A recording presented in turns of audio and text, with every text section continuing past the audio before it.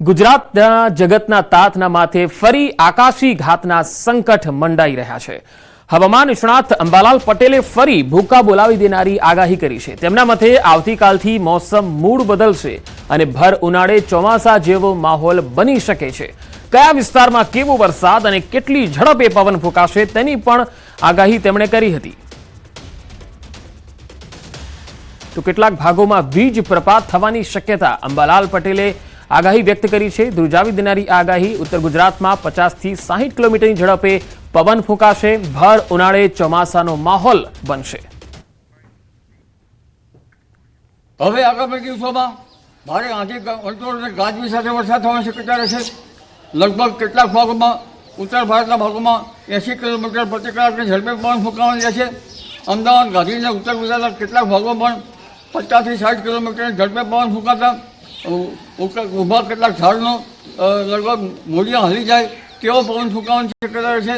પણ ઉલ્લેખનીય છે કે હવે ધીરે ધીરે પ્રી મોન્સૂન એક્ટિવિટી શરૂ થશે અને તારીખ 3થી ગુજરાતના હવામાનમાં પણ પલટો આવશે અને તારીખ 5, 6, 7, 8 તારીખમાં ધોધમાર વરસાદ લગભગ ઉત્તર ગુજરાતના કેટલાક ભાગો કચ્છના ભાગોમાં ક્યારેક હળવું પૂર પણ આવી શકવાની શક્યતા રહેશે। એટલે હવે વરસાદ જે છે એની ગતિવિધિ પ્રી મોન્સૂન એક્ટિવિટી શરૂ થશે। તો અંબાલાલના મતે 8 મે સુધીના સમયમાં ગુજરાતમાં વૈશાખ મહિનામાં અષાઢ જેવો માહોલ બની શકે છે। જો કે આ ગાળા બાદ ફરી 2 વખત કમોસમી વરસાદ ગુજરાતને ગમરોડશે। આ ગાળામાં વીજ પ્રપાતના પણ એંધાણ છે। વરસાદની ગતિવિધિ સાથે સાથે કોઈ ભાગોમાં તો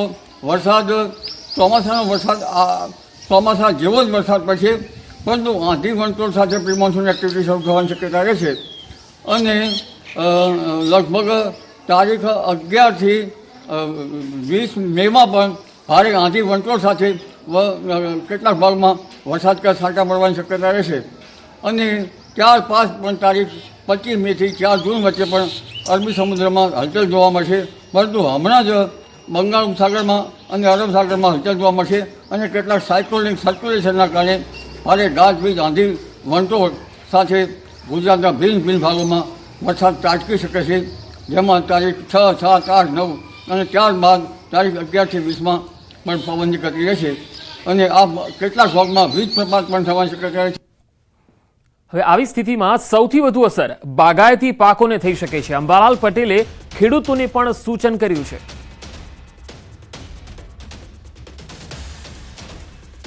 ઝાડના મૂળિયા હારી જાય અને બાગાયતી પાકોને હરકત આવે કેટલો પવન ફૂંકાવાની શક્યતા છે।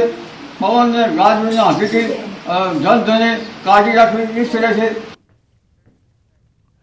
તો ગુજરાત સહિત આખા દેશમાં ચોમાસું જામશે। દેશના મોટાભાગના રાજ્યમાં તોફાની વરસાદનું એલર્ટ અપાયું છે। સંભવત પહેલીવાર ભર ઉનાળે આખા દેશમાં એલર્ટ છે। એક સપ્તાહ દરમિયાન આખા દેશમાં વરસાદનું એલર્ટ છે। ગુજરાતમાં ધમરોડી નાખશે તોફાની વરસાદ। હવામાન વિભાગે અલગ અલગ દિવસ માટે એલર્ટ આપ્યું છે। આગાહીકાર રજનીકાંત લાલાણીએ આગાહી કરી છે, જેમાં 4 ઇંચ માવઠાનો વરસાદ થવાની આશંકા વ્યક્ત કરી છે। કેટલાક વિસ્તારમાં 4 ઇંચને પણ પાર કરશે વરસાદ। 50 થી 60 કિલોમીટરની ઝડપથી પવન ફૂંકાઈ શકે છે। રાજસ્થાન અને પાકિસ્તાન સરહદે મજબૂત સર્ક્યુલેશન છે અને રાજસ્થાનથી મધ્ય અરબ સાગર સુધી આ ટ્રફ સર્જાશે। ગુજરાતનું વાતાવરણ ખૂબ જ અસ્થિર બનશે। અલગ અલગ વિસ્તારમાં હળવાથી મધ્યમ ભારે માવઠું જોવા મળશે। 6 થી લઈને 9 મે સુધી માવઠાની વધારે અસર રહેશે। જેમ જેમ સર્ક્યુલેશન લોકેશન બદલશે એમ અલગ અલગ જગ્યાએ માવઠું થશે। આ માવઠાથી કેરી, તલ સહિતના પાકોને નુકસાનની સંભાવના રહેશે। માવઠા સાથે ટેનિસ બોલ આકારના કરા પણ પડી શકે છે। જી હા, 9 મે સુધી ગુજરાતીઓએ સાવધાન રહેવાની જરૂર છે। હવામાન નિષ્ણાત અથ્રેયા શેટ્ટીએ પણ અનુમાન વ્યક્ત કર્યું છે। તોફાની અંદાજમાં ખાબકી શકે છે માવઠું। ભારે પવન સાથે ભારે માવઠું થવાની સંભાવના છે। ટેનિસ બોલ આકારના કરા પડી શકે છે એવું પણ તેમણે જણાવ્યું છે। 30 થી 60 કિલોમીટરની ઝડપથી પવન ફૂંકાઈ શકે છે। સૌરાષ્ટ્ર કચ્છમાં વધારે તીવ્રતા જોવા મળી શકે છે। 6 થી 8 મે દરમિયાન વધારે રહેશે તીવ્રતા। 1 થી લઈને 3.5 ઇંચ જેટલો વરસાદ સંભવ છે।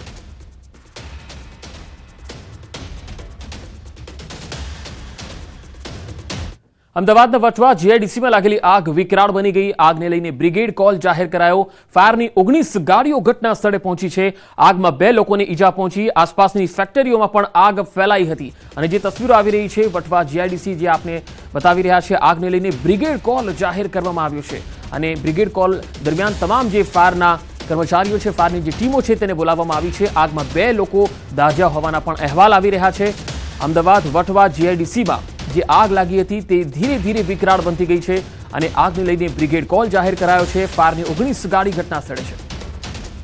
केमिकल ब्लास्ट है और एक्चुअली टैंकर उसमें ड्रम्स रखे हैं कुछ और कुछ बड़े बड़े सॉल्वेंट के टैंक्स हैं अंदर सर 2 टन के और 200 लीटर के. केमिकल अंदर था, कितना जो लिक्विड था वो फॉर्म में था जिससे आग काबू में नहीं आ रही थी इतने घंटों से. प्राथमिक तपास लगी तो उसमें तकरीबन 10 टन के आसपास का लिक्विड वहाँ पे स्टोर था, प्लस में टैंकर.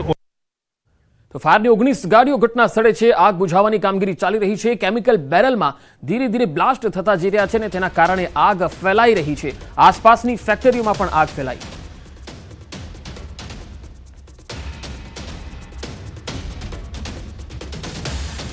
વધુ માહિતી મેળવીએ સંવાદદાતા ગૌતમ સીમાડી જોડાયા છે. ગૌતમ, જે આગ લાગી છે વટવા જીઆઈડીસીમાં તેમાં કેટલે અંશે કાબુ મેળવી શકાયો છે?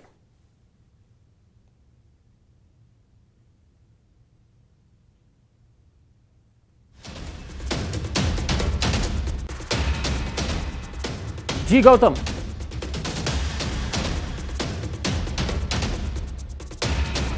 पंकज वटवा जीआई